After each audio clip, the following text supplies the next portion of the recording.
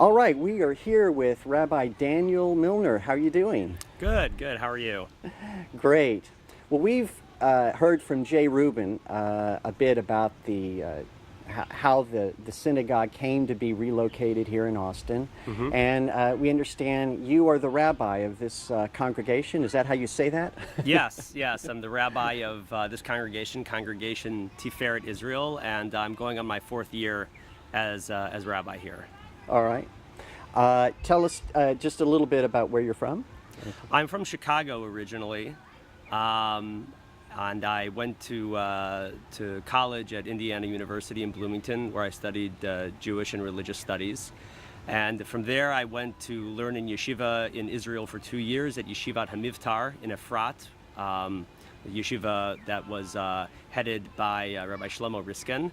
And following my studies at yeshiva in Israel, I went to learn for smicha, that is rabbinic ordination, in New York at Yeshivat Chovevei Torah, which is a yeshiva located in Riverdale. And I learned there for 4 years and received smicha, rabbinic ordination, in 2014. So you've been leading the congregation here in Austin, Tiferet Israel, for about 4 years, right? Yes. And what does Tiferet mean?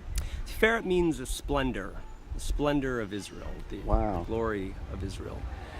And how did it first feel to you when you learned about the possibility that the building that you're standing in front of right now might be relocated to Austin? I thought it was incredible. I think that there was a verse that came to mind, which is Chadesh Yamenu Kekedem, that we ask God to renew our days as of old. And I sort of thought of that verse, the idea that there was a synagogue with no Orthodox Jews in it. And here we have a community with Orthodox Jews, but no synagogue. And to be able, as we say, to make the shidduch, to make the marriage, the connection between these two worlds was really something incredible. And to see that every day this building made, if you pay attention to the architecture, it's very, very simple, but it's very powerful in its simplicity. And you see how every day the wooden beams and the walls are filled with the voices of Jewish men and women praying to God as they had been back in Brenham all those years ago, 3 times a day. It's an incredible feeling. Is there a key moment that defines the beginning of a synagogue, and what does that look like? Well, there's a couple of moments that define a synagogue in terms of its physical construction, laying a cornerstone. There is a cornerstone at the synagogue over here that they actually brought from Brenham, Texas, here. But really, for me, the most important part of a synagogue is not the building itself, but filling that building with Jewish men and Jewish women and Jewish children. The word for synagogue in Hebrew is Beit Knesset. It's not a Beit Elohim, it's not a house of God, it's not a Beit Tfilah, it's not a house of prayer, it's a Beit Knesset, which means a house of assembly. It's a house that's meant to bring people together, and through the act of bringing people together, we're able to praise God. There's an idea that God is most praised when there's the most people around.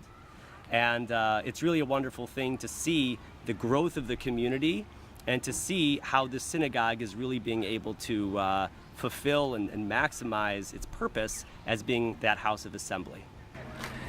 And I understand that when the people enter the synagogue for the first time together, they enter together and they don't come empty-handed. They're bringing something. What is that?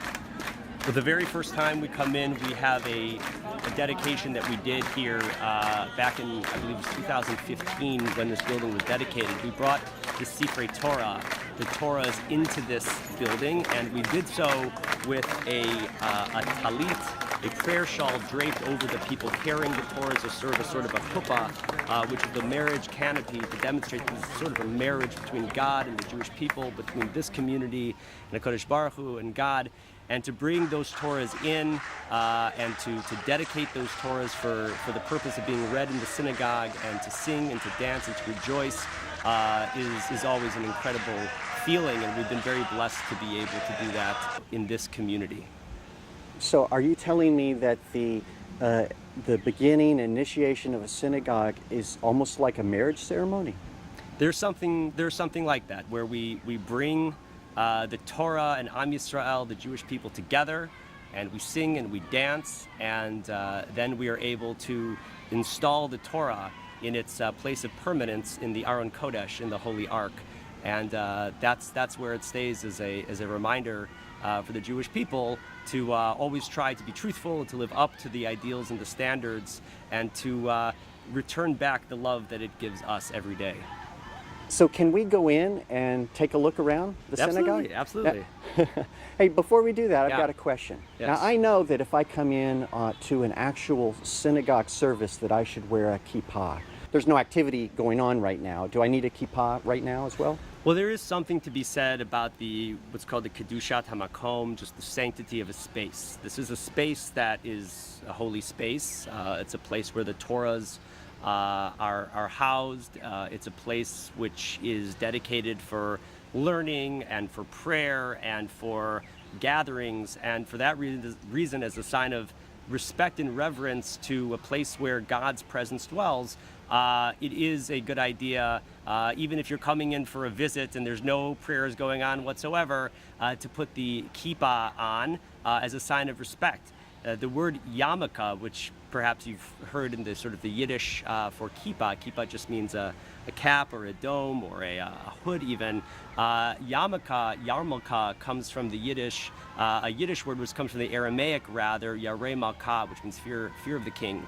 And so we put it on to remember that God is always watching us. There are other reminders in the synagogue itself to remember that God is always in this place. But wearing the kippah is the first step towards creating that conscious awareness that God is in this place. Well, I have good news for you. I did happen to bring a kippah with me, so let me put it on and then let's go in, okay? Excellent.